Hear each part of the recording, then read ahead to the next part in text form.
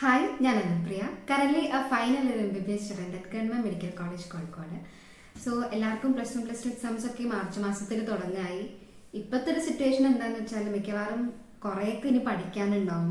ചിലതൊന്നും പഠിക്കാത്തതേ ആയിട്ടുള്ള ചാപ്റ്റേഴ്സ് ഉണ്ടായിരിക്കും, ചിലതൊക്കെ പഠിച്ചതുണ്ടായിരിക്കും. സോ സ്ട്രെസ് ഔട്ട് ആവണ്ട, പാനിക് ആവാനുള്ള സമയമല്ല. ഇതൊക്കെ നമുക്കൊന്ന് സോർട്ട് ഔട്ട് ചെയ്തിട്ട് കൃത്യമായ ഒരു ടൈം ടേബിളും കാര്യങ്ങളൊക്കെ ആയിട്ട് ഇനിയുള്ള ദിവസം മുതൽ പഠിച്ചു തുടങ്ങിയാൽ എന്തായാലും കിട്ടും.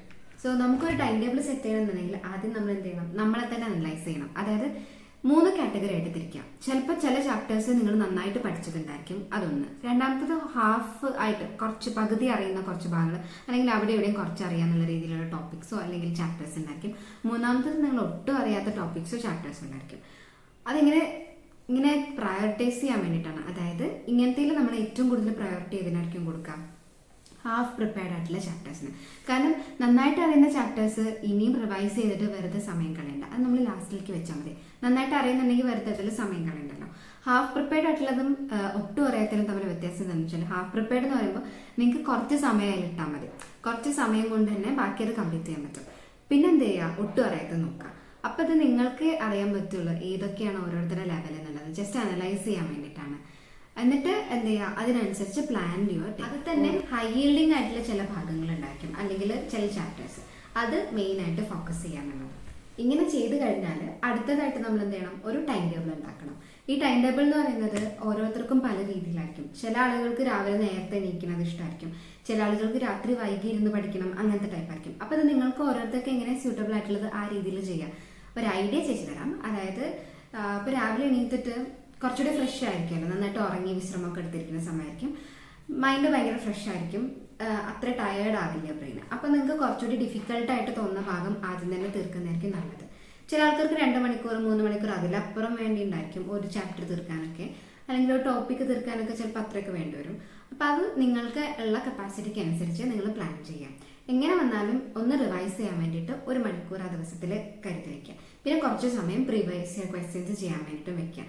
ഈ PYQ അല്ലാണ്ടും ചോദിക്കുന്നുണ്ടായിരിക്കും, പക്ഷെ PYQ ആണ് മിക്കതും ചോദിക്കാന്നുണ്ടെങ്കിൽ പിന്നെ അത് ചെയ്ത് നോക്കുന്നതല്ലേ ബെറ്റർ ആയിട്ടുള്ളത്. അതും ചെയ്ത് നോക്കുക, ആ ഒരു മോഡൽ വരും. അല്ലാത്തതൊക്കെ എന്ത് ചെയ്യുക, ബാക്കിയുള്ളത് നമ്മൾ നോക്കുന്നതിൻ്റെ കൂട്ടത്തിൽ നോക്കി പോവുക. അത് കുറേയൊക്കെ ഒരു ഭാഗ്യം പോലെ ഇരിക്കാറില്ലേ.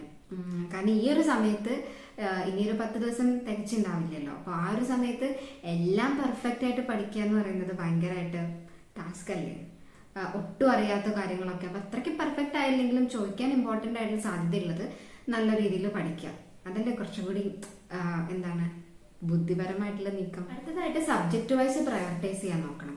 ചിലപ്പോൾ ഒരു ദിവസം തന്നെ 3-4 സബ്ജക്റ്റുകൾ മാറി മാറി പഠിക്കുന്നത് ഇഷ്ടമുള്ളവരുണ്ടായിരിക്കും. ചിലപ്പോൾ ഒരു ദിവസം 1-2 സബ്ജക്റ്റ് അല്ലെങ്കിൽ ഒരു സബ്ജക്റ്റ് മാത്രം, അങ്ങനെയൊക്കെ ആയിരിക്കും. ഞാൻ ഒരു ദിവസം ഒരു സബ്ജക്റ്റ് എന്നിട്ട് കംപ്ലീറ്റ് ചെയ്യാൻ നോക്കാം, അങ്ങനെയായിരുന്നു. ഇത് പലർക്കും പല രീതിയിലായിരിക്കുമല്ലോ. അപ്പോൾ അതിനനുസരിച്ചൊക്കെ നിങ്ങൾ നോക്കണം. അതിൽ കെമിസ്ട്രീൻ്റെയും അതുപോലെ ഇംഗ്ലീഷിൻ്റെയൊക്കെ വീഡിയോസ് ഞാൻ നേരത്തെ ഇട്ടിട്ടുണ്ടായിരുന്നു.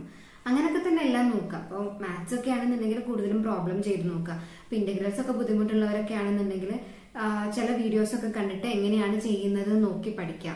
ഞാൻ അങ്ങനെയൊക്കെ ചെയ്തിട്ടുണ്ടായിരുന്നു.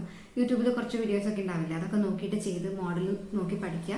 എന്നിട്ട് ടെക്സ്റ്റ് എടുത്തത് ചെയ്യാൻ ശ്രമിക്കുമായിരുന്നു. അങ്ങനെ ഇമ്പോർട്ടൻ്റ് ആയിട്ടുള്ള ചാപ്റ്റേഴ്സും നല്ല വെയിറ്റേജ് ഉള്ള ചാപ്റ്റേഴ്സൊക്കെ നേരത്തെ നിങ്ങൾക്ക് അറിയണം. എന്നിട്ട് അതിപ്പോൾ തന്നെ നോക്കി പോവുക.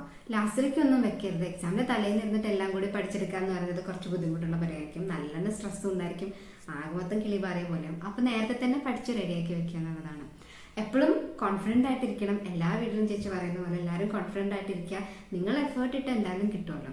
അപ്പം അങ്ങനെ ഇരുന്നിട്ട് പഠിക്കുക. ഇനിയുള്ള ദിവസം നന്നായിട്ട് പഠിച്ചാൽ തന്നെ നല്ല ടൈം ടേബിളും കാര്യങ്ങളൊക്കെ ആയിട്ട് തന്നെ എന്ത് ചെയ്യുക, മുന്നോട്ട് പോവാം. അപ്പോൾ